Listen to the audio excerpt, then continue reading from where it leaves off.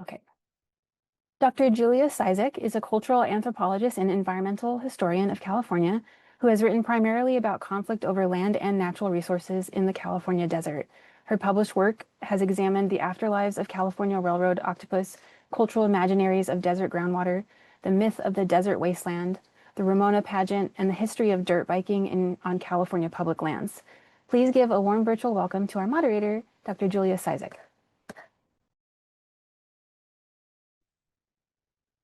Hi, everyone. I am going to talk a little bit about this event and then introduce our first speaker. So today I'm really happy to welcome everyone to this event hosted by the California State Library about myths of our state. For many of us who are transplants to California, like myself, we had ideas about the state before we got here, which our panelists might suggest are shaped by centuries of myth making. These myths are both fanciful and real. They're stories of missions, mining towns, and motorcycle gangs. But regardless of their veracity, these myths have shaped California. And today, our panelists are here to help us collectively understand the complexities of these myths in our state and how we might reflect on them in our state's 175th year. These myths reflect California's culture as well as ideas about who belongs here in the state. They also created genres and story arcs through which we understand who is a Californian, and then they circulated around the country, sometimes uneasily encountering the people who inspired them. As we listen to these myths, I invite you to think about the stories they tell about our state. As we consider how these myths circulate and live on, I invite you to consider not only the people who engaged with them in the past, but how they resonate with our own ideas about California today. So now I will introduce our first speaker, who's Dr. Cord J. Whitaker. He is an associate professor in the Department of English and Creative Writing at Wellesley, where he specializes in the literature of the Middle Ages and the histories of race and racism. He is the author of Black Metaphors: How Modern Racism Emerged from Medieval Race Thinking, and also the author of a host of articles on race in the Middle Ages, and he's edited important volumes on the topic. He's also led significant initiatives in diversity and inclusion within medieval studies and beyond. So off to you, Cord. Thank you so much, Julia. So let me go ahead and share my screen. So bear with me a moment here, everyone.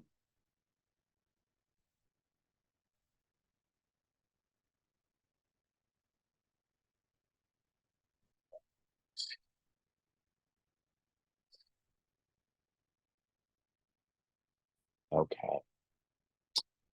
All right. So what I have for you today, the title has changed a little bit. It is now The California Dream and Calafia, its Black Medieval Queen. The California Dream. California is supposed to be a paradise. That it's not is often taken as evidence of the dream's failure, rather than the fact that it was an illusion to begin with. The double-edged nature of the dream is palpable in its cultural products. So I want to just start with a quick, funny, kind of silly example, and that is the 90s teen show Saved by the Bell and its spin-off California Dreams. Right. This show depicts a California that supports wild, trendy youth and its adventures, but it has a dark side. And in the premiere of California Dreams, there's an insensitive joke about homelessness. And then there's also this breakfast table repartee from one of the characters who says, quote, "But Dad, I thought you wanted me to take an interest in reading. Oh, well, I guess I'll just become a terrorist." Homelessness, terror. Is this what lurks beneath the bright colors and surf-themed motifs of the show? Let's also take a more serious example, the gold rush of the 1840s. Some got rich, certainly, but a lot more people died trying. In fact, one of my wife's ancestors abandoned his family on a homestead in Western North Carolina, leaving behind a wife with multiple children to fend for themselves. He then stopped off in Arkansas and founded a second family there. And then he left that family too to continue on to California and to try to find gold. He did not find gold. He did, however, get sick and die penniless in the Golden State. So I'd argue that the dream, goes back at least as far as California's name itself. And tracing the name has been an issue. And as an historian, I'd actually love to go through the various theories of naming with you, but my 10 minutes, we're trying to do each talk in 10 minutes today, will not allow me to do that. So instead, ask me in the Q&A. But suffice to say that Edward Everett Hale in 1872 established that, in fact, the name does come from a popular 1510 romance, and here is a plate from that romance, called the Cerjas of Esplandian, or in other words, the deeds or works of Esplandian, by Garcia Ordóñez de Montalvo. This story is the continuation of a popular romance called Amadis of Gaul that had been produced several years earlier, which is about the King of Britain. And toward the romance's end, we finally get the name California. Quote, know that on the right hand of the Indies, there is an island called California, very near to terrestrial paradise, which was peopled by black women without any men among them because they were accustomed to live after the fashion of Amazons, end quote. You see, when they arrived in Baja California, Cortez and his company thought they were at, quote, the right hand of the Indies. And this follows on from the fact that these European explorers had been concerned with the so-called Indies for some time already. Columbus and his crew understood themselves to be landing in the Indies when they got to Hispaniola. But for centuries before that, medieval Europeans had understood the Indies, or the three Indias in some medieval texts, as a desirable place full of exploitable wealth and important ecclesiastical and political connections. They even believed it would help them win the Crusades. And to that point, Esplandian, with its Black Amazon women, is actually what we call a Crusades romance. The popular lit of the Middle Ages, what we call romances, do not always include love, of course, though sometimes they do, but they're best thought of as adventure stories. And so in the wake of the Crusades, this particular subgenre emerged that took up things like conflict between Christians and Muslims, intermarriage, Christianization of non-Christian communities, be they Muslim, Jewish, or pagan, and the conquest of lands by Christian forces. So these Crusades romances tend to detail fabulous wealth, in unimaginable beauty, impossible battles, heroism, and usually Western European Christian victory. And so in Esplandian, it features the Queen of California with her Black Amazons. And in fact, this is an Art Deco rendition of Queen Calafia here that is in the Mark Hopkins Hotel in San Francisco, produced in the 20s. But in the romance, the preface roundly situates the story in the crusading late Middle Ages. So the queen, quote, flourished, as the books say, at a time when this Sultan, Sultan Radiaro, made his unsuccessful attack on the city of Constantinople. It at once invokes the Crusades, that Christian-Muslim conflict that dominated political and ecclesiastical thought from the late 11th through the 17th century. And also it brings up the Fourth Crusade in the early 13th century, which sacked Constantinople, in which, in that event, Western European Christians turned on the also very Christian Byzantine Empire. And then there's also Constantinople's mid-15th century fall to the Islamic Ottoman Empire in 1453.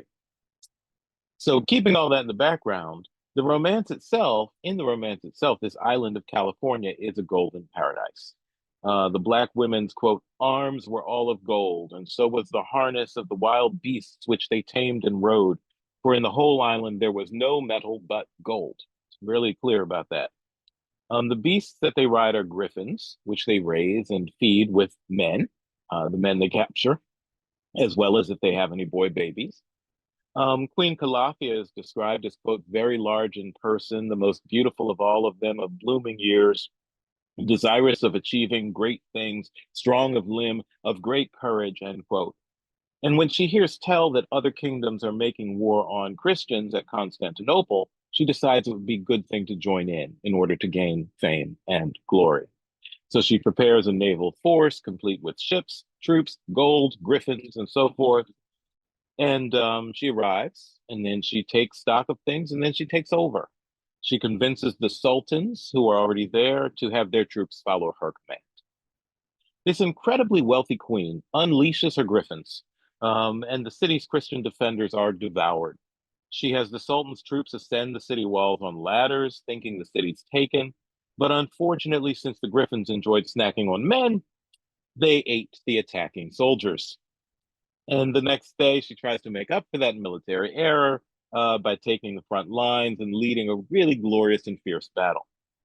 The Christian princes, Talanque and Maneli, get introduced at that point.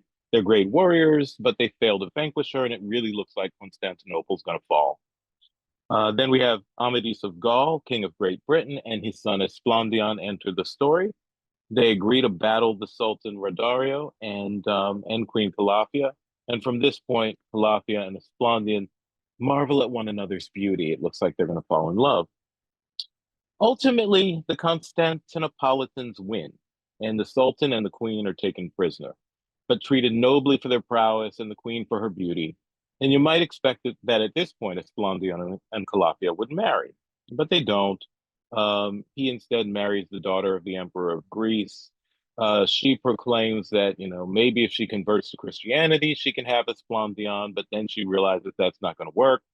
So then she asks that she still convert, but marry another worthy Christian. And this pleases Esplandian so much that he weds her to his cousin, Prince Talanque. And then Calafia then converts her entire kingdom to Christianity, and says that it will no longer be peopled solely by women. And then she marries her sister to Prince Maneli, Talanque's brother, and they all head off to rule California happy ever after. So the conversion of Calafia and her people is standard fare for the Crusades romance. These virtuous, strong, beautiful main characters always convert to Christianity. And then they tend to offer claims that they've observed that Christianity is much better than anything else. And texts like this really wear their religio imperial ambitions on their sleeves. So Hale asserts that the word caliph must have been in the mind of the Esplandian's author when he, quote, invented these Amazon allies of the infidel power. In other words, Calafia is a stand-in for an Islamic caliph. She submits herself to Christianity and to European gender roles as a wife. So what does this mean for California and the California dream?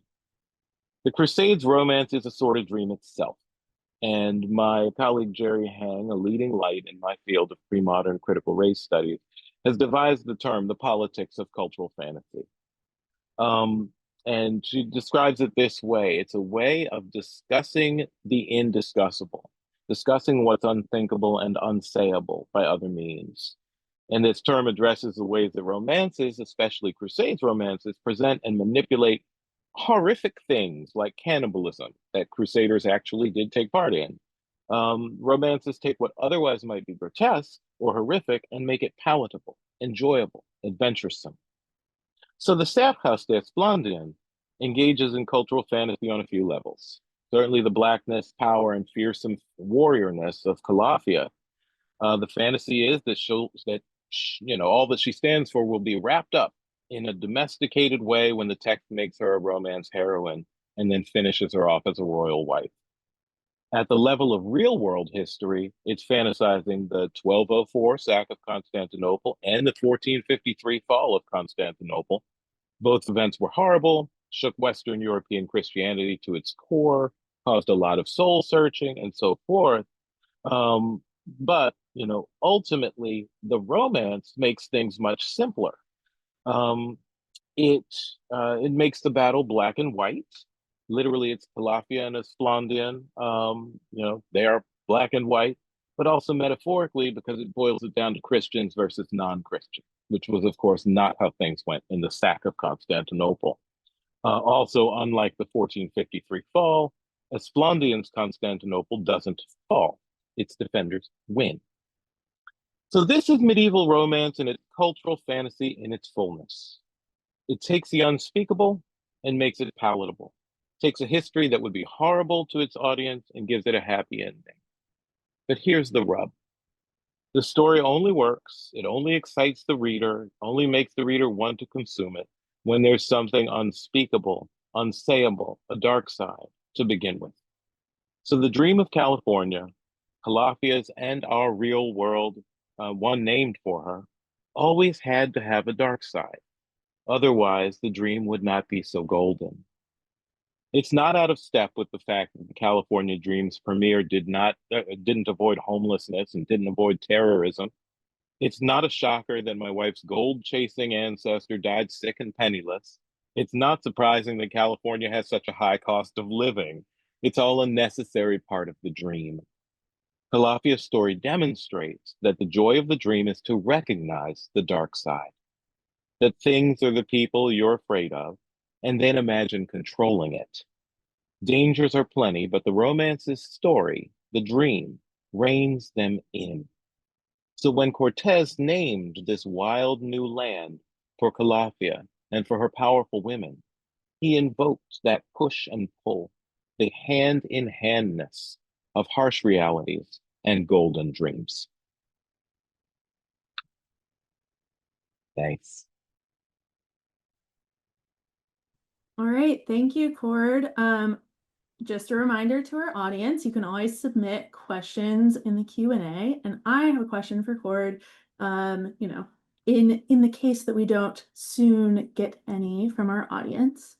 So I'll kick it off, and we can also answer your questions at the end, everyone. So I was really curious, as a scholar of race and racism, in the medieval era, I was curious about the sort of like difference between the mutability of becoming Christian, converting to Christianity, and how that might play alongside ideas of race and race mixing during that time, in part because we all know that understandings of race in medieval era was not the same as it is today. Yeah, thanks so much, Julia.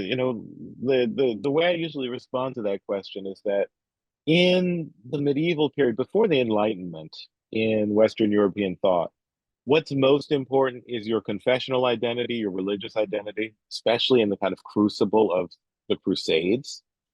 And so, um, of course, that involves the idea of conversion.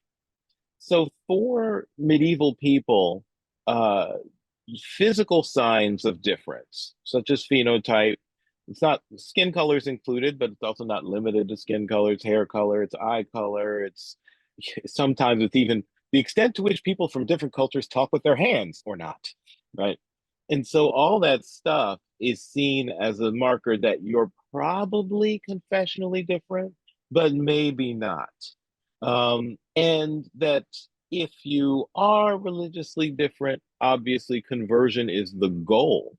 So the goal becomes sameness rather than focused on a fixed difference. And that's what plays out in these romances constantly. That's why we often have someone like Calafia, a beautiful Black queen who converts to Christianity.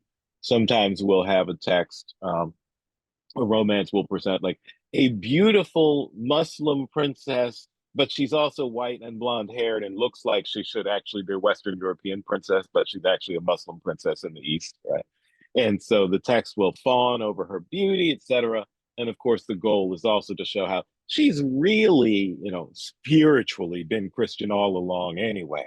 So it's an easy conversion, right? So that's the sort of thing that does ultimately set the stage for the development of race in the Enlightenment.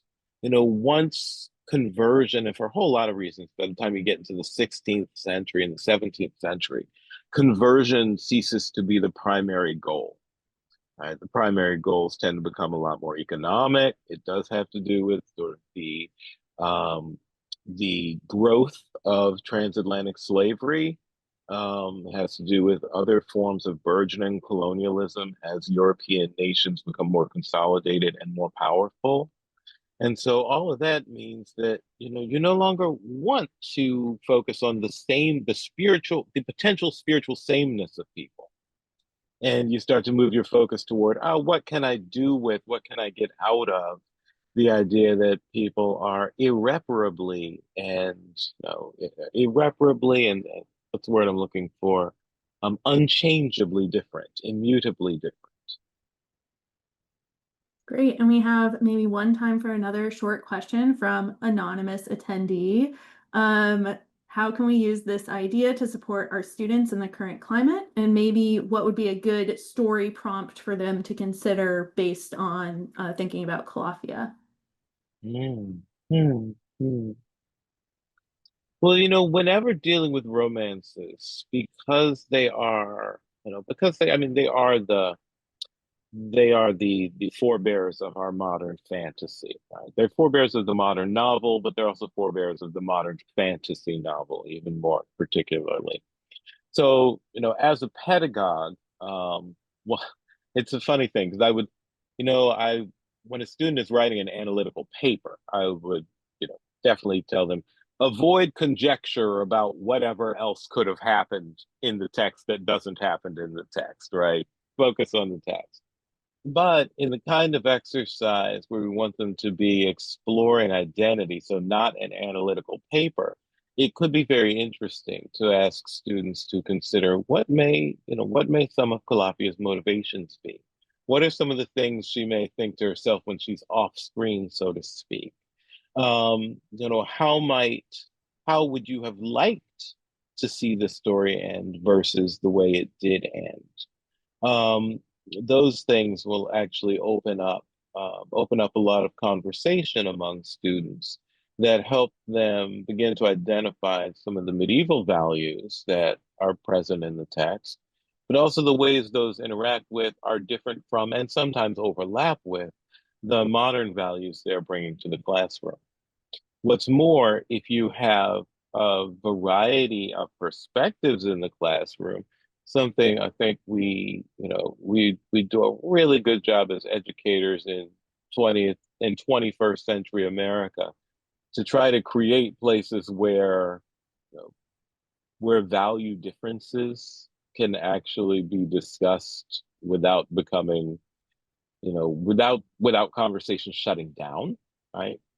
To do so in the space of fantasy, in the space of analyzing or treating or playing with a fantasy in the classroom, even and perhaps especially one that does engage race and gender, it produces, I won't say a safe space, but perhaps a safer space for people to try on different possibilities, different expectations, and different desires um, than would necessarily be then would necessarily be acceptable, or then would necessarily be easily discussed in the classroom. That's a great thing about fantasy. You can bring up some of those hard topics, but in ways where people don't feel immediately threatened. Thank you for that. And with that, we're going to move on to our second speaker, Dr. Morgan Swan. Um, so Dr. Swan is Dartmouth's Special Collections Librarian for Teaching and Scholarly Engagement. Although a medievalist by training, Morgan is currently conducting a deep dive into English language 19th century popular fiction on both sides of the Atlantic. Of particular interest to him is the way that popular literature can generate, reinforce, and sometimes dismantle conceptions of community. Morgan grew up in Macau, China, and is a citizen of the Cherokee Nation. Thank you, Julia. Go ahead and share my screen.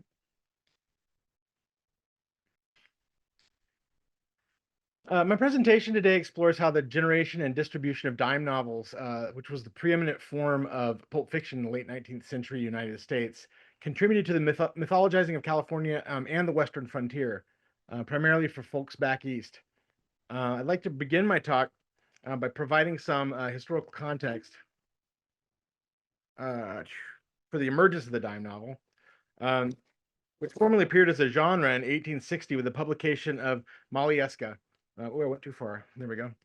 The Indian Wife of the White Hunter by Anne Sophia Stevens. And that title really says it all, doesn't it? I was thinking I couldn't ask for a better setup. It's almost like someone wrote this, created this just for my talk. Anyway, after outlining the rapid growth of both the country and California during the early 19th century, I'll talk about why why the California frontier was so difficult for established mainstream authors to describe for Eastern American audiences, and how the dime novel exacerbated that problem by ignoring any real concern for veracity regarding storytelling and relying on truthiness, as we might call it now, to establish credibility while simultaneously employing familiar literary tropes from American literature that had been published decades earlier.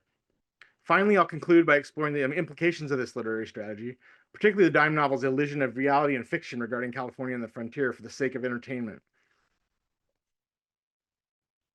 All right. So most of what we think of, this is the historical context. Many of you may know this if you're native Californians, so bear with me. Most of what we think of as the American Old West during the 1800s was at the time a relatively new acquisition by the United States. The Mexican-American War, which had begun in 1846 over a Texas-Mexico border dispute, formally concluded with the signing of the Treaty of Guadalupe Hidalgo on February 2nd, 1848. The terms of the treaty stipulated that Mexico surrender over half its territory, which was, and still to me is, a mind-boggling amount of land, equal in size to the country's boundaries before the Louisiana Purchase in 1803. And the ceded territory included the present-day states of California, Nevada, Utah, New Mexico, most of Arizona and Colorado, and parts of Oklahoma, Kansas, and Wyoming. The United States' western edge now extended past the Rocky Mountains all the way to the Pacific Ocean, bringing it into the westerly implementation of Manifest Destiny. Now, it's worth noting the startling speed with which the country's geographic footprint had expanded during the 65 years, only 65 years, since the conclusion of the American Revolution in 1783. And this map gives you a sense of how quickly things happened. You have 1783 over here, and then all of a sudden, only a few decades later, the entire width or breadth of the continent. California in particular was a region that saw rapid growth and development during this era, primarily because of the discovery of gold on a small settlement about 35 miles northeast of Sacramento on January 24th, 1848, which was coincidentally only 9 days before the territory officially became part of the U.S. because of the treaty.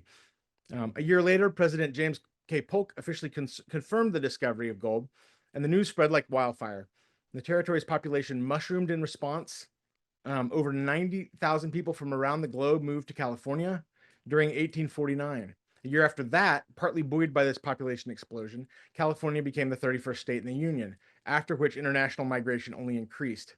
By 1860, when the first federal census of the state was conducted, California's population was 308,000 people. The state's residents had tripled in numbers since 1847, and many of the newcomers were from Asia and South America, Latin America, in addition to the eastern United States. The rapid influx of myriad nationalities, ethnicities, and accompanying languages as a result of the allure of the gold rush contributed to the formation of a regional culture that was unparalleled anywhere else in the nation and perhaps even in the world. Oop. And I apologize for these. I just sort of had to grab these really quickly because I was like, what are those numbers look like? And if you just take a minute to sort of process this, I mean, on the left-hand side, you can see the difference that the native population of California, this huge drop from 48 to 60, 1848 to 1860. It's phenomenal. It's terrifying, actually. And then you can also see how the U.S. native population is growing. The California non-native population just explodes during those same years. Over on the right, you can see the breakdown of indigenous peoples versus Spanish-speaking. I think Asian. There we go. Yeah, Chinese people, African American. So this kind of gives you a sense of, wow, what's going on in California from the 1840s into the 1850s and 1860s. I would say because of its cultural exoticism and the allure of the sudden wealth, California was of great interest to Eastern American audiences during the 1850s. And contemporary writers capitalized on that demand. One scholar has stated that there are more written documents about the California Gold Rush than about any other 19th century historical event except the Civil War, which is another astounding number to me. 700, here's another good one. 700 individual works about the gold rush alone were published between 1848 and 1853. However, despite the thriving market for tales of the new frontier, Written accounts of the new frontier often failed to fully convey a complete and faithful picture for Eastern audiences, partially because of California's unprecedented cultural conglomeration and what Michael Kowalewski has called the polyglot frontier, which is a phrase, I love that phrase. Is an overdetermined cultural landscape where peoples and their languages intermingled and sometimes experienced confusion and conflict. And the literary landscape of the state also reflected this cultural mosaic. For example, there was a strong print culture already in place in San Francisco by as early as 1850, where over 50 printers were in operation at the same time, which is just crazy. At the same time, the city was printing more newspapers than London and in many other languages besides English. What's important to note about that, though, is it doesn't mean that California publications were about life in California. Interestingly enough, during California's frontier period, which lasted from 1848 arguably until the Transcontinental Railroad was completed in 1869, no native Californians wrote for publication about the region. And the story, there we go, Brett and Mark. The writers who did write about California found that their usual approaches to storytelling failed to represent the totality of life on the polyglot frontier. For example, Bret Harte, one of the more mainstream authors who wrote about California at the time, and some would say he is sort of the great myth maker of California, at least among mainstream sort of highbrow authors at the time. Bret Harte lamented the inadequacy of traditional pastoral imagery to capture the true California, and he blamed it partially on its multiculturalism, on the multiracial sort of makeup of California. Other authors like Mark Twain, they ducked the issue entirely, and instead they leaned into regional accents and humor as a way to engage with Eastern audiences, but didn't really try to encapsulate or define what California was at the time for people in the East. And the linguistic sleight of hand performed by these accounts didn't pass by without being noticed by established American public intellectuals of the period. As early as 1860, Ralph Waldo Emerson noted that the myth of California had become the reality of its identity and history, he says. I like what his less tactful friend Henry David Thoreau said. I thought it was pretty funny. He was unimpressed by the various literary interpretations of the frontier and characterized living in California as akin to being, quote, only 3,000 miles closer to hell, end quote. Which seems a little harsh to me. This is a guy who's living like in a log cabin in the woods in Massachusetts, and his parents or his mom's doing his laundry for him. So anyway, so the ambiguity or mythologizing of California that was being done in more subtle ways by highbrow literature at the time was subsequently laid bare in the dime novels of the 1860s and beyond. And now I want to talk a little bit about the dime novel. What is the dime novel? Essentially, it was a genre of popular literature that emerged actually in New York City beginning in 1860, and it was marketed to the literate members of the American working class. So much like British precursors that you probably heard of, the Penny Bloods or the Penny Dreadfuls of the 1830s and beyond, dime novels were made cheaply, circulated widely, and consumed quickly. They cost only a dime, hence the name. They were bundled into bales for ease of transport and circulation, and were typically only a third of the length of novels of the day. Gentleman on the left, Erastus Beadle, he's generally acknowledged to be the father of the dime novel. He moved from Buffalo, New York to New York City in 1858 to launch his publishing business. He first started publishing these 10-cent songbooks, handbooks, and there's an image of one of those on the right. And they did so well that he thought, okay, I'm going to keep going with this. And he started publishing weekly 10-cent novels that first appeared in June of 1860. And this is what was the beginning of what's called the first phase of dime novel publishing, which lasted from 1860 to about 1885. So the original dime novels, they changed shapes and dimensions and all that actually over the decades after the 1860. But the original ones looked like this one on the right. They were about 7 inches by 5 inches in size. They're bound in salmon colored paper wrappers, and they ran to a length of about 100 pages or 20 to 30,000 words. Usually they were published semi-monthly. I don't know, we don't have it. Beadle and Company, named after Erastus and his brothers, was the first successful dime novel publisher, thanks mostly to the Civil War. His dime novels became a favorite form of entertainment for soldiers during the war, and publishers used the railroad to ship bales of books to the boys in blue, no matter where they were bivouacked. Over 1 million copies were sold during the 4-year conflict. Given that each copy cost 10 cents, you do the math, the total revenue generated at the time was $100,000, which doesn't sound like much until you crunch the numbers and you realize that 10 grand had the same purchasing power back then that $2 million has today. So there's clearly a market, and Beadle and his contemporaries soon became very wealthy men. During the heyday of the Western-themed dime novel, which stretched from about 1860 to 1886, the market was controlled by what some have called the Big Five of dime novel publishing. I'm going to skip ahead a little bit here.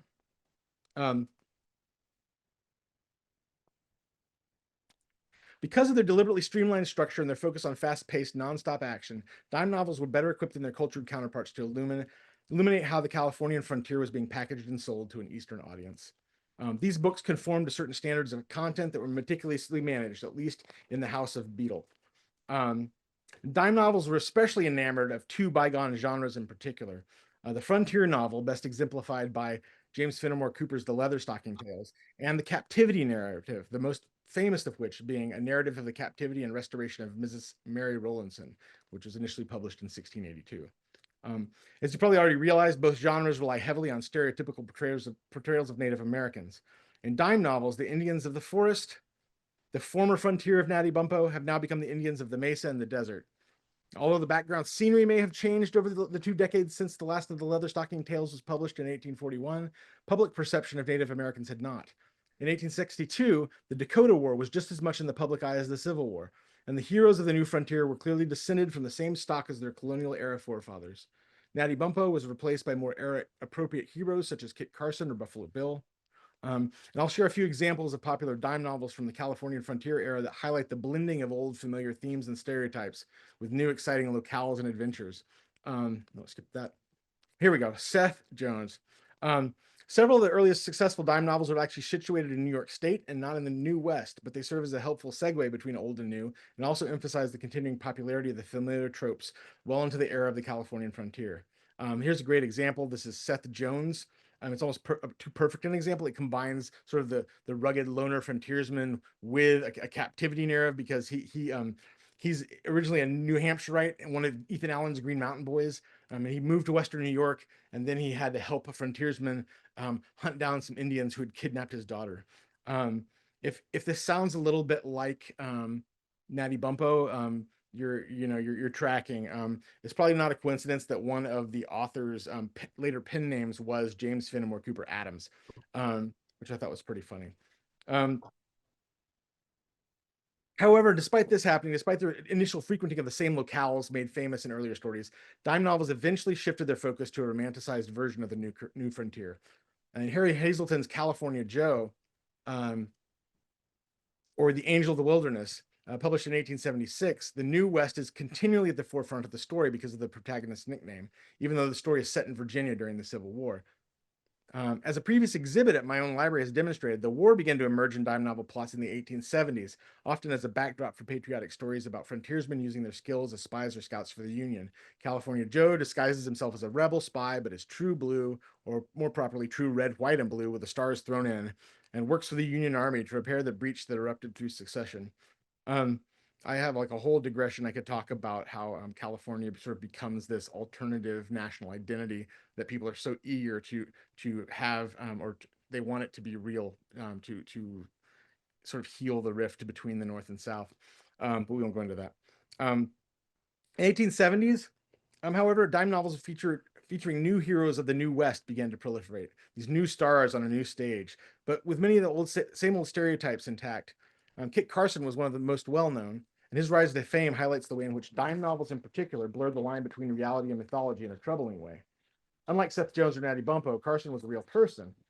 He accompanied explorer John Fremont on expeditions in California and Oregon in the 1840s and fought in both the Mexican-American War and the American Civil War, although most of his time in the 1860s was spent subjugating the Navajo and other Western Native American peoples. Although Carson was a man of slight build in real life, more a scout or tracker than Carson's dime novel persona was, as one writer has put it, a blood and guts giant of a man who slaughtered Indians by the thousands. Over 6 dime novels were written about Carson and only served to grow his fame while reinforcing the myth of the bad Indian, seen for hundreds of years.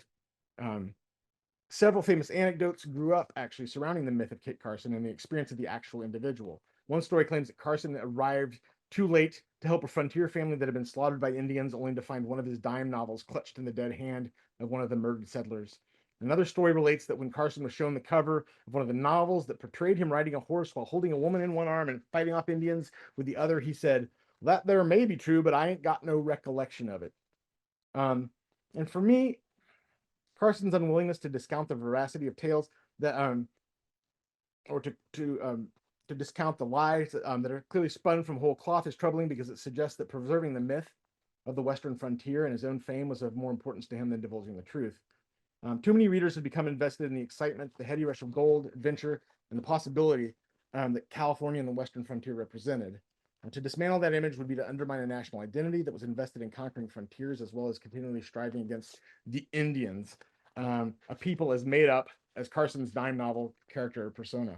And Carson wasn't the only real-life public figure who was given the dime novel treatment. Buffalo Bill purportedly wrote dozens of dime novels about his experiences, most of which were actually ghostwritten, without his input. Dime novels of this type played fast and loose with the truth. They invited their readers to infer the credibility or veracity of their content by framing the stories as occurring within the life of a real person, who sometimes claimed to have written the tale as a memoir of sorts. And it is one thing for an individual to inflate their own reputation through fanciful stories about their private daily life. It's quite another to build foundational cultural myths that suggest the existence of the state or nation must rely upon the necessary subjugation or slaughter of entire races. This is why Emerson's comment about California's history should give us pause. On this fiction, a real prosperity was rooted and grown, he said, speaking of California. But the unspoken question is, at what cost and to whom? Thank you.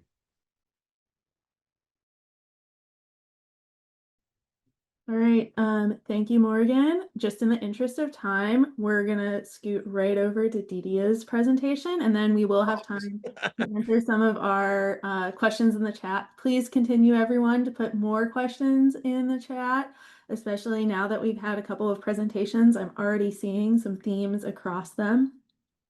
So to introduce our next panelist, Dr. Didia DeLizer is a cultural historical geographer, writer, and researcher based in Los Angeles, California, and also a professor in the Department of Geography and the Environment at California State University, Fullerton. DeLizer's research focuses on how landscapes and material items from the past are made meaningful in the present. She has explored these themes through in-depth community-engaged scholarship about topics such as Helen Hunt Jackson's novel Ramona, the ghost town of Bodie, California, neon signs, and antique car and motorcycle restoration. With that, Didia, the floor is yours. Thank you, Julia. Sorry, can you hear me all right? Because my Zoom has quit 5 times in the last 5 minutes. Oh, we're good. We can hear you fine. Okay, so if it turns out that you can't hear me or you can't see the slides, please just interrupt me or something. I'll open the chat on my screen, but I've moved rooms. I've tried to do everything to get the Zoom to stay working, but it's probably beyond my control. So let's just get started and see what we can do here. Let me begin by making sure you can see the slide. With all these problems, Julia, can you see the slide? You're all good. Okay, great. Thank you for everyone for the thumbs ups. So let's see if this works out. I think it will. Well, we all went through the same pandemic, so we've all dealt with this before. So I want to talk about a California myth that's been known widely as the Ramona myth in Southern California. And I want to talk about, well, I'm going to pick up from some of what more and carry it into the late 19th and early 20th century. I'm really talking about the ways that we think about the past and the ways that we romanticize California's past and perhaps lots of other versions of the past as well, and the ways that fiction and fantasy play in our realities in different ways. So Ramona is a novel, a 19th century novel published in 1884 by Helen Jackson. Jackson was she was probably the highest paid woman author of her time. She was widely well published. She had begun to launch a new effort to attempt to right the wrongs done to Native people in the United States by the American government. This was undertaken. Very serious about it. It was something not entirely popular. very, very hard to publish works about atrocities committed against Native people by the American government, and nobody listened. So she realized that in order to get this message across, she needed to fight hard. So she thought, well, what if I slipped all the atrocities and all the horrible things that have been done to Native people? What if I wove those into a romance novel? And people could swallow the sweetened pill of the romance and get along with it the medicine of the wrongs that we Americans have done to Native people. And to some degree, it worked. She published her novel, Ramona, about a half Indian girl who was raised on a wealthy California rancho.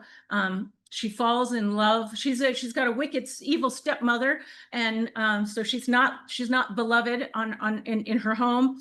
And she then falls in love with the son of a Native American chief. They elope together. And what was going to be a happily ever after situation turns dark when first the child dies, when the American doctor won't tend to him, and then her husband is murdered in front of her eyes. So Ramona has a real tragedy in it, and also a beautiful love story. So Jackson published this book in 1884, but she died in 1885 and was never able to shape the direction that her novel would go. What happened then was something no one could have predicted. In 1885, a sleepy Los Angeles, this is the center of the Pueblo in Los Angeles, where Jackson had stayed, and she had traveled extensively in Southern California and knew the state well. The region was penetrated by 2 railroads, and prices of rail tickets from points east all over the country plummeted, and suddenly thousands, tens of thousands, and hundreds of thousands of tourists and home seekers besieged Southern California, until what had been in Los Angeles, a small Spanish and Mexican colonial pueblo, became a bustling American colonial city. And all those hundreds of thousands of people who wanted to understand more about this place, well, they're coming to a new place. They want to learn about it. They want to read something about it. The only thing out there was Ramona. Ramona was the first novel written about Southern California. There weren't even any tales of fact about Southern California. So everyone read the book. Everyone read the book. And in the Victorian era, the story of the loss of a child, the story of the loss of a spouse, hit hard and hit heavy. And the beautiful romance of the star-crossed romance hit hard and hit heavy. People loved this book. They cherished this book, and everybody knew it, and everybody read it. Well, pretty soon, all those tourists who came to Southern California, they wanted to see scenes from the novel that they had all read. And so books appeared through Ramona's country and the true story of Ramona to guide you to the Ramona locales all over Southern California. And they were everywhere, like here, the home of Ramona. This is Rancho Guajome, an original California adobe that is geographically situated like the home Ramona lives in the novel. This home of Ramona competed with another home of Ramona. The home of Ramona, Rancho in Ventura Rancho. This one looked exactly this home is as it's described in the novel. It like literally the number of stairs there. Jackson she had a great eye for detail, and that's all through the novel. And you can see Rancho Cumulos in the novel. So Rancho Cumulos eventually wins as the home of Ramona, and became so popular that they had to build a railroad stop so that tourists could come and visit a private residence. And the Del Valle family, the Californios who were deeded the rancho, they actually used Home of Ramona as the brand of their produce. So they actually benefited from the many tourist invaders on their property. In San Diego County, there was Ramona's Marriage Place here when it was an unrestored adobe building. It was bought by a real estate developer, restored in 1910, and opened with the addition of a curio shop, not present in the original adobe. And pretty soon tourists were flocking there. It still exists today. It's the only real big tourist attraction. It's in Old Town San Diego. Today, it lost the title Ramona's Marriage Place, and it's now called Casa de Estudillo, named after the Estudillo family, the Spanish colonial family who built the house originally, and it is as colonial of the period. There was, next to Mission San Gabriel, Ramona's birthplace. Two different buildings fought it out to try to earn the title of Ramona's birthplace. Remember, Ramona's a fictional character. There was, perhaps most grand of all, Ramona Village, an entire Ramona-themed amusement park, complete with a bejeweled Ramona tower and a Ramona amphitheater. Sadly, this program that you see in front of you is from 1929, and we know what else happened in 1929, the big stock market crash, and Ramona Village was never built. It was started, not finished. It became Mission Village Auto Court, and eventually the Santa Monica Freeway. It was demolished for the freeway. There's the Ramona Pageant, which started, it's an outdoor theatrical production of the novel, started in 1923 and still running today. It'll be their 101st official season coming up this.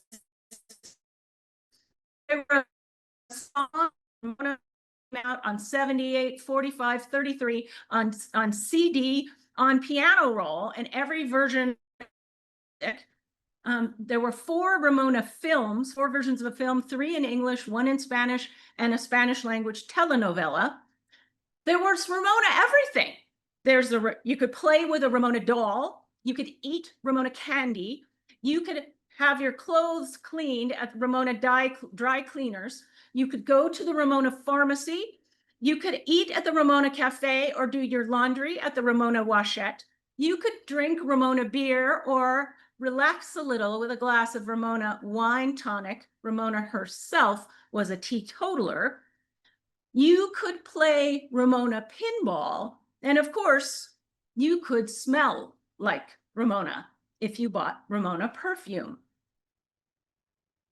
Even in the landscape of Southern California, there was the town of Ramona. And then in the 1940s, when in Los Angeles, they planned the elaborate freeway network, they named most of the freeways after places or directions like the San Bernardino Freeway, the Santa Monica Freeway, who still carry those names. They also named the Ramona Freeway and the Alessandro Freeway after her husband. And in the landscape of Southern California, it is also a tragic story. The 2 freeways don't connect. But let's look for a minute. This is how the story has been told, as sort of a funny, flippant version of a bunch of tourists that are fooled by the myth, that are fooled by the tourist souvenirs, that are lured into spending their money on cheap souvenirs. Let's look at the most touristic of all of these attractions and try to understand it differently. And I did this in my research by collecting tourist souvenirs and tourist snapshots and tourist postcards. And I'll show you how we can use those odd little artifacts to get a little more insight into what is happening in a place like Ramona's marriage place. So it was abandoned in the 1880s by the family who built the original adobe, and then it became decrepit. Then it was bought in 1906 by the developer, restored in 1910, and opened as a tourist attraction. Just when, like these people, automobile tourism was beginning in the state. And what the developer did was he ran a trolley line along his lands to Ramona's marriage place. This was a common way to sell real estate and to draw people on a long trolley line. So he had his own trolley line taking each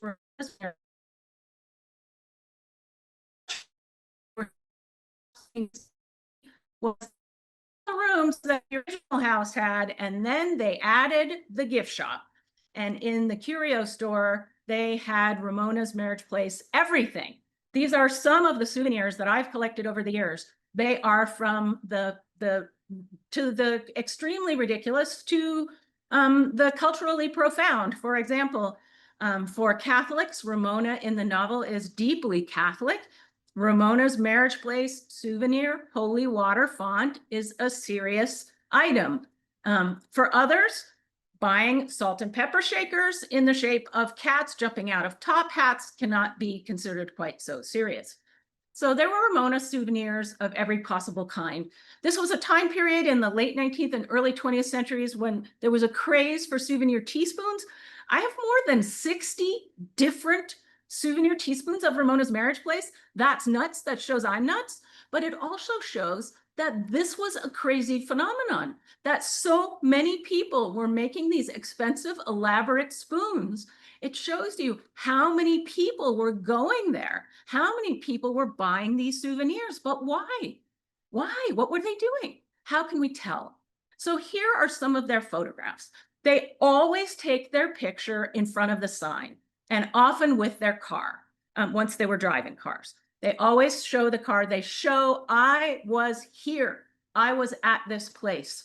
And then they talk on their postcards about what they did. Lucy and I visited this place on the 11th inst, brought away a piece of tile from the roof, read Ramona by Helen Hunt Jackson. Or this one, 1907. I suppose you've read about this. Or this one in 1910. This is where the story Ramona was placed, just being restored and kept in order. I also have, as I mentioned, photo albums. This shows how tourists folded this story into broader travels around the country at a time when traveling around the United States and hitting the big top sites like the Grand Canyon was a ritual of American citizenship. So here's Bertie, Marion, and Gert traveling across the drive-through tree, right? In the mid-1930s, of course. And here they are. This and this marriage place. So they photographed at Ramona's marriage place. Or here, this is a honeymoon album made by Ruby Faye Dennis. This is Ruby Faye and her husband, Lauren. She saved everything from their honeymoon. They drove from Texas to California. Like, for example, here, they went out to the Saratoga, a cocktail lounge. And on Sunday night, you see the crooner sang Yours. It's so sweet. It's so dear. It's her honeymoon. So they went, among other places, to Ramona's marriage place. Here's their honeymoon bond, which they got there. And she devoted in her honeymoon album 2 pages to Ramona's marriage place. There's pictures of them mimicking the purchase postcards. And then here, next to the wishing well, she writes, the well was nearly full of nickels, dimes, pennies, and quarters. I made a wish too, but I won't tell. It's probably not too hard to guess what Ruby Faye on her honeymoon might have wished. So what does this tell us? All these people were mingling, they were intertwining the fiction and fantasy of a novel that they loved with the real landscape of California that they were visiting and the real events in their real lives, like a honeymoon that they were experiencing. Honeymoon, not necessarily superficial. Well, this is something that we do, right? Like in Lord of the Rings, when that was filmed, when those novels were filmed in New Zealand, it spiked tourism to New Zealand. And while we might laugh that some people may really think they're going to Middle Earth, it spiked tourism to New Zealand for people who wanted to see the scenes where the film was shot, knowing that it was just the film. Similar to with Harry Potter, and to address a question that Cord got earlier about talking about this with our students. When I use this example, my students really get it. Harry Potter, here's one little snippet. King's Cross Railroad Station, a prominent station in London. That's a real railroad station in every bit. In the novels and the movies, there's platform 9 3/4, which didn't exist in real life until so many tourists kept asking for it that they made one. And then, of course, they built the platform 9 3/4 gift shop because so many people wanted to act out scenes from Harry Potter and dress like Harry Potter and buy souvenirs of Harry Potter. It doesn't mean that they thought that Harry Potter was real or thought that they were, right? So here we have Ramona's bedroom, California. Ramona's bedroom, California. That's all you needed to say. Ramona's bedroom, California, because we all want to bounce up and down on Ramona's bed. We all want to experience a little bit of fantasy and fiction and a little bit of this indulgence in our world of fact. We can, in fact, today, and my last point, this is again Ramona's marriage place today, still known as Casa de Estudio in Old Town State Historic Park.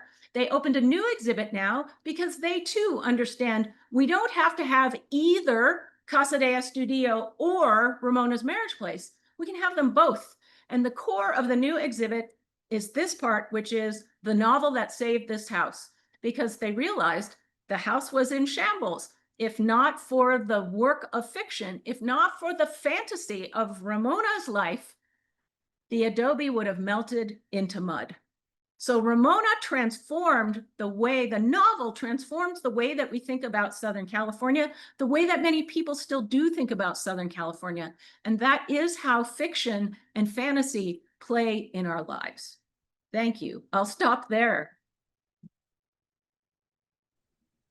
Thank you so much, Didia. And it's very entertaining to see all of these legacies of Ramona on the landscape.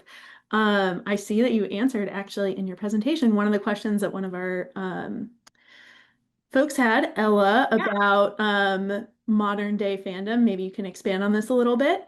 As media has changed, how do you think about the influence that Ramona has had on how people take pilgrimages for their love of fictional characters? Oh, wow. So most people who would go on a pilgrimage to platform 9 3/4 or any pilgrimage to that place of another fictional character would not be thinking of Ramona as something that was an early initiator of this kind of tourism. Right? So that there's not a widespread knowledge of a continuity for those things. I think it's the same phenomenon. It's reborn in new people and reborn in new generations. Every time there's a new movie or a new novel that people love that much, that calls that really is evocative of landscape and place. So I think it happens. I think it's born anew many different times. And there was a question in the chat about the pageant, and yes, the Ramona pageant still happens every single year. It's struggling to find a new audience in the 21st century when people don't read the novel anymore. It used to be required reading in fourth grade for every kid in California public schools. It isn't any longer, and so people don't grow up with it in the same way. So it'll be interesting to see if they make it into a new generation. They about 5 years ago, or before the pandemic, so a little more than that, about 8 years ago, they massively rewrote the script. It doesn't follow the novel at all anymore, and they brought in new characters like Kit Carson, who wasn't in the novel. So there's all these new people in it, and it's a very different story. But it's too soon to tell whether such radical changes will endear it to a new audience or not. So if you want to go see it, you should go see it, because it literally may not last, but it's a lot of fun to watch. Yeah, I also will highly recommend going to see the Ramona pageant. It is also still the state outdoor play of California, another reason to go, but the sort of like enduring tradition of the outdoor amphitheater performance is really something to see and to just watch. Yeah. People riding down the mountain on horses onto the stage it's amazing. So yeah, it's a phenomenon, and it's just a phenomenon of California for 100 years, and it's well worth going to see just to experience it in all its uniqueness and all its wonder, and not to compare it to the novel, and not to think about what it would be if it was really a modern phenomenon. It really isn't, but it is put on by the people of the two towns of Hemet and San Jacinto. So all the actors are from these two towns, except for the two leads, Ramona and Alessandro, who are also sometimes from those towns. So it is largely put on by local talent, and it's an incredible phenomenon, well worth enjoying, whether you're from California or not. And it takes place usually a couple of weekends in April or May. So it's the weekends in spring. Yeah, so with that, we'll move to some questions for all of our panelists. I think that this question from Delana might be a great start. What do you think people will fantasize about in California in the future, and what primary sources do you think they would use to recreate an alternate reality of the state? I haven't seen where video games, I don't know how video games are going to infiltrate reality, and I'm not a gamer myself. I might be too old for that. That'd be one thing that I would look to is, we go from novels to movies and TV shows. What is going to, are we going to get video game tourism when some of these video games are set in places that seem to be real?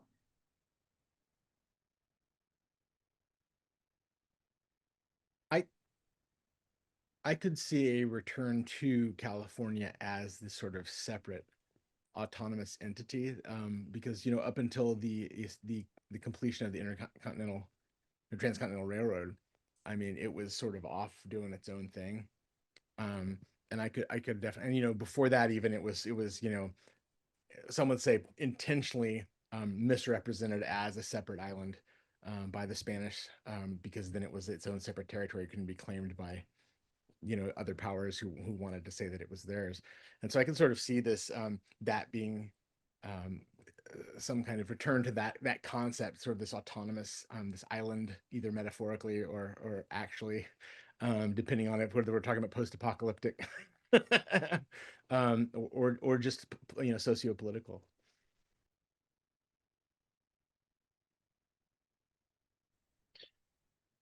I think I have to co-sign what Morgan just said about the idea of Californian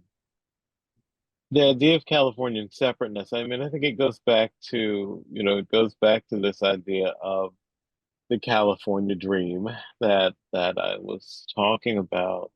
Um, I think that I'm going to be very speculative here, but I think that there are lots of ways in which the way people understand themselves as, I'll put it this way. California is a real center, I think, in the US now um, for human-centered spirituality, for involving technological advances in the way humans can think about themselves as more human. Put it this way, more theoretically most of the more theoretically informed and spiritually informed executive coaches I know, including who are used by a lot of folks on the East Coast, are all actually based in California, right? And so I think that it's quite possible that for generations coming of age now, they may end up looking to California not necessarily as a place of um, not necessarily as a place of political radicalism, not necessarily as a place of capitalist opportunity, but and I'm not saying those things will totally go away, but I think we might be moving more toward folks looking at it as a place of spiritual opportunity. Yeah, and I think that ties into one of the questions that a anonymous attendee has here, which is what are the ingredients of paradise and how have those ingredients of California paradise changed over time? And how has California been redefined to fit those parameters? I'll say, in so one of the reasons why the novel Ramona was so captivating in the late 19th and early 20th centuries, for tourists from the Midwest and the East, was because Jackson's place descriptions were lavish, and she describes the flowers blooming in December. And at every time of year, there's always something blooming, and there's always the fragrance of flowers, and the landscape is green and lush and beautiful on every single page. And if you were shoveling snow in Ohio, this just really rang out. So is climate change going to make it so that, so climate is a paradise, there's no doubt about that. But is California going to lose that status if our climate changes? Well, I guess we may not live to see it, or we don't know.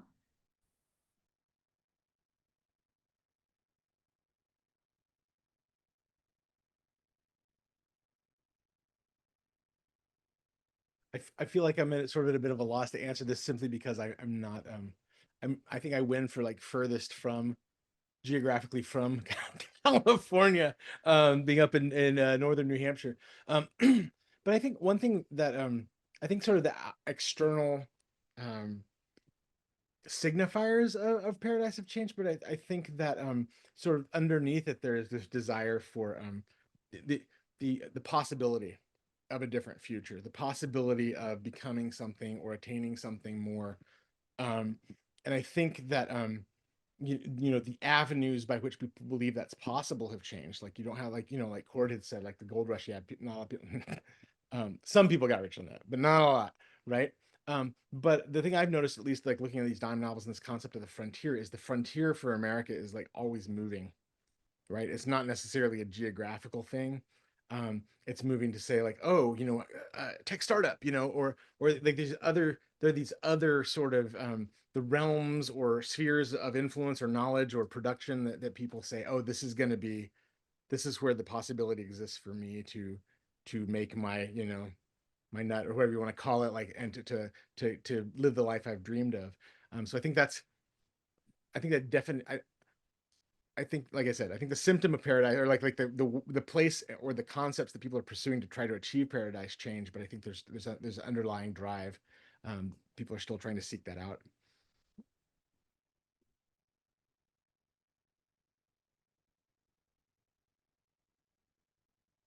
And then perhaps on that note, we also have a question from Anne, who says, I see a direct line from the dime novel to Hollywood. Is there evidence of early Hollywood borrowing liberally from these stories, or did the stories become so ingrained that screenwriters were hardly aware of the borrowing, which of course might also relate to our 4 different film adaptations of Ramona?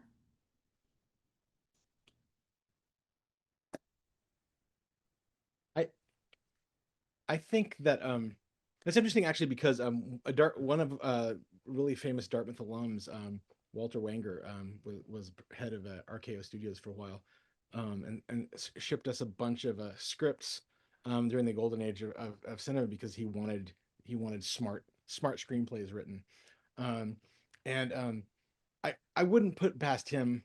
I don't think that I don't think these pre-existing stories and tales are things that just people sort of unconsciously like, oh, I want to tell the story about this thing.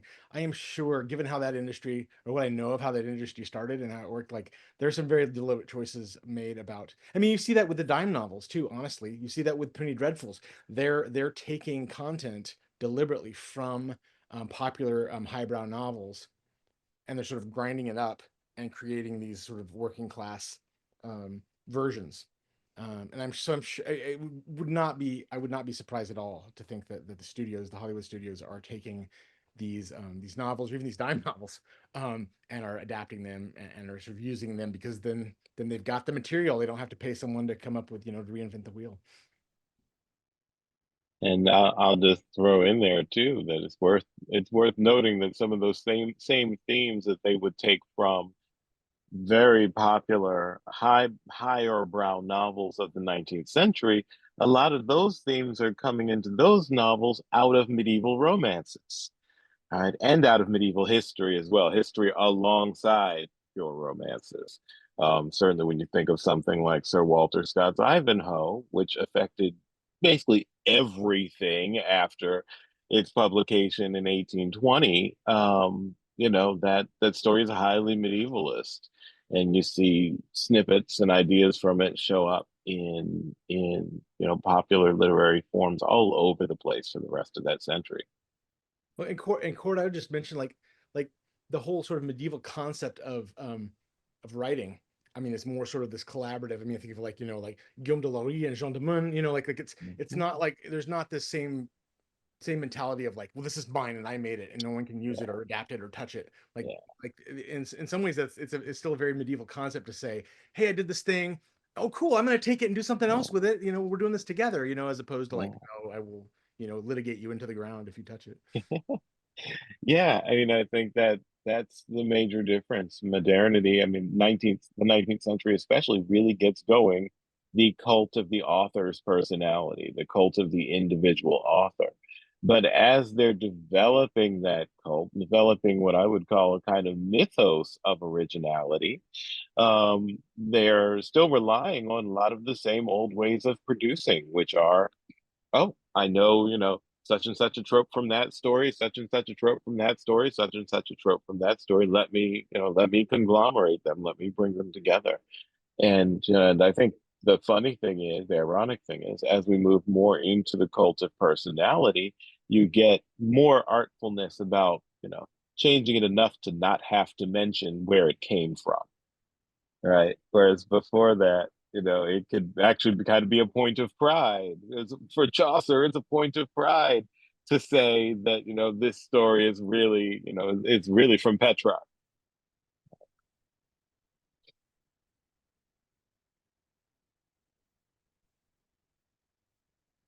Okay, and then I guess on this note of sort of genre and the cult of the author, one of our attendees was wondering if you all have favorite novels or perhaps favorite films that you think are sort of like great examples of a California novel.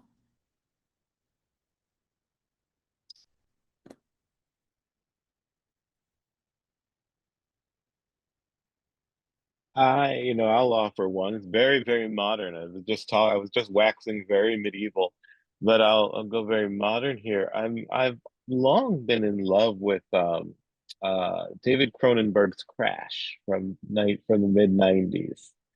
That's a film that for me, and I should say for me as a staunch East Coaster, um, it really kind of typifies the mythos, the mythos of LA and the kind of interactions you can have in LA and whatnot. Yeah, and I realize I'm totally leaving Northern California out of that, but sorry. I'm I guess maybe the question asked for more modern novels, but I just can't get away from The Grapes of Wrath. If you want a California novel, I just, that I want the first time I read that as, young teenager or something like that, it just, I learned so much about California and about people, from reading that book that it's much more than a California novel.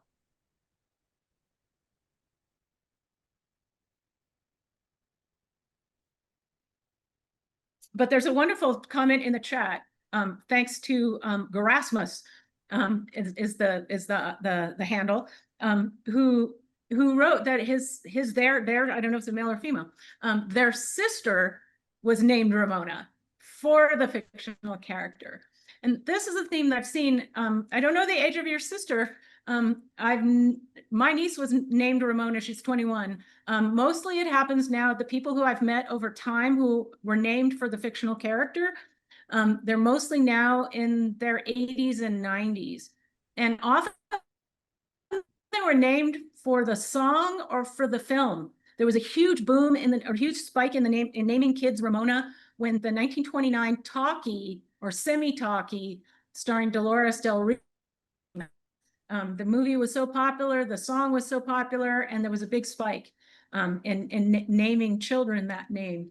It's not unusual for people to name their children after songs, films, or TV shows.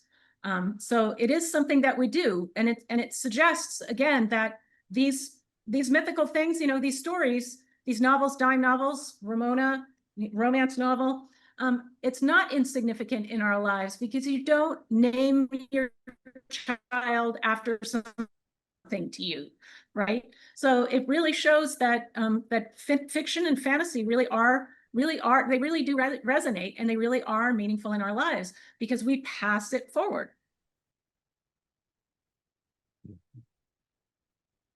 And then Morgan, oh yeah, go ahead.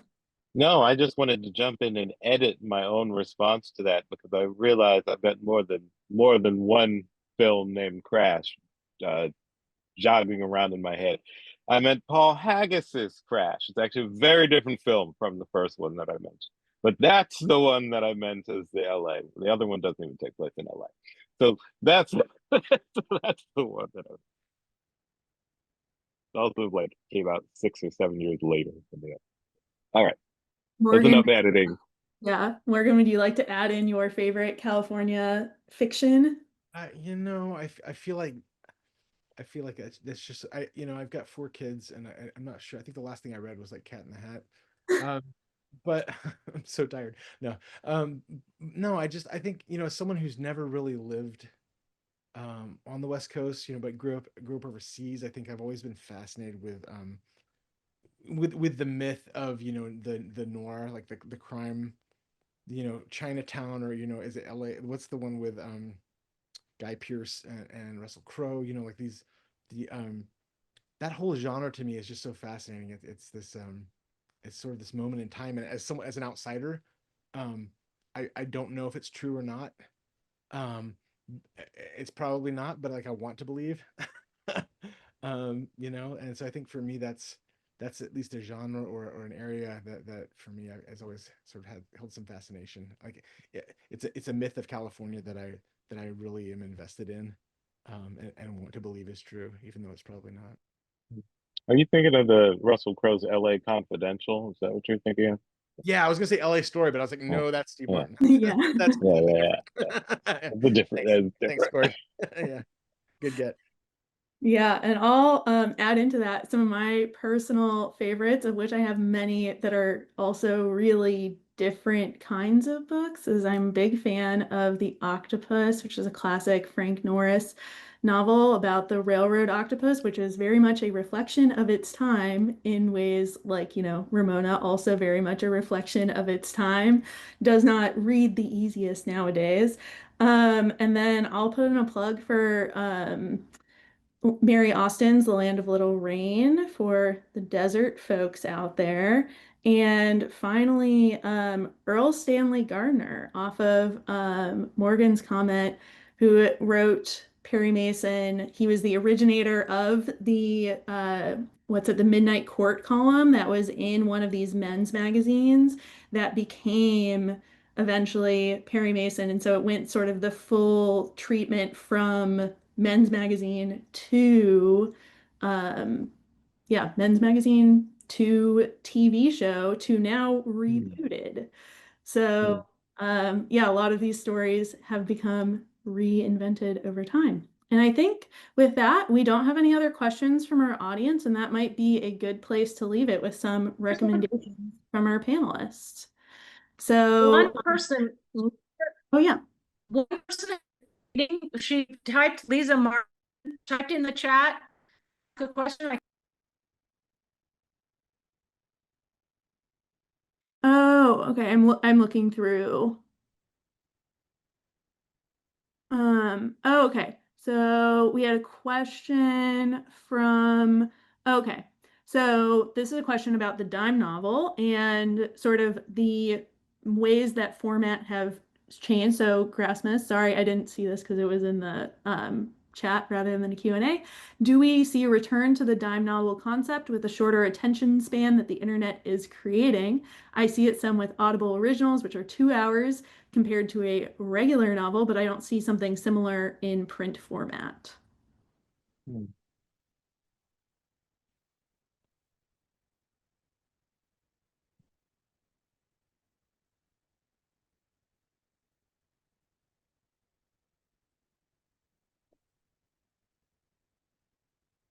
I'm sorry. I was actually distracted because I was trying to make sure that I'd answered live chat.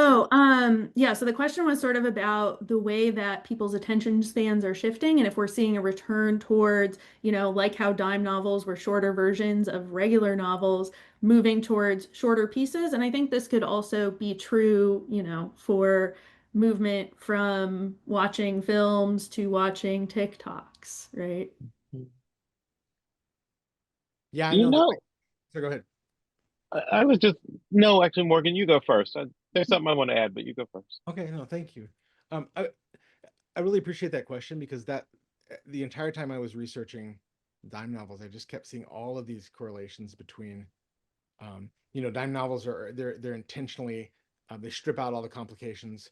they reduce these really complex issues of multiculturalism and multilingualism to black and white, like not just racial, but like also just like very sort of easy, like, well, they're the good guys and we're the bad guys, or they're the bad guys and we're the good guys. And the publishers at the time, they owned that. They were like, our job is to entertain people.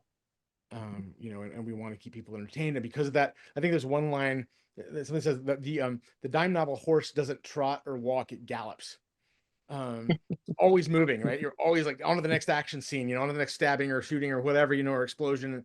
And I really see, I just see real correlation, between that and sort of TikTok, or these like really short clips, where we're on to the next thing, entertainment, dopamine hit, instead of sort of taking the time and delaying your gratification to get through a much larger chunk. And that was the same thing that was happening, I think, in the 1860s and beyond, where, highbrow literature, people were still reading it, but the younger generation was obsessed with the dime novel because it was more accessible to them, and it gave them more of what they wanted.